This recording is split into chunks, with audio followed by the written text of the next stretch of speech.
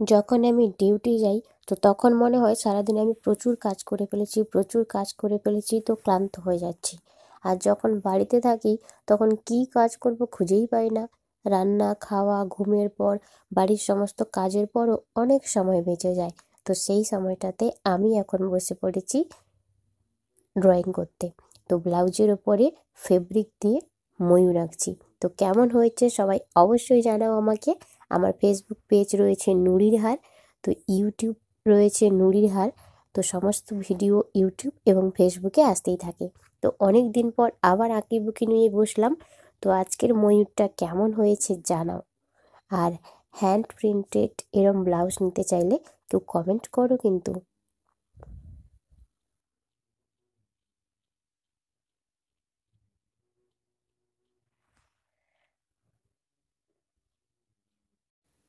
ব্লাউজের ওপর white fabric দিয়ে এঁকেছি আমি ময়ূর।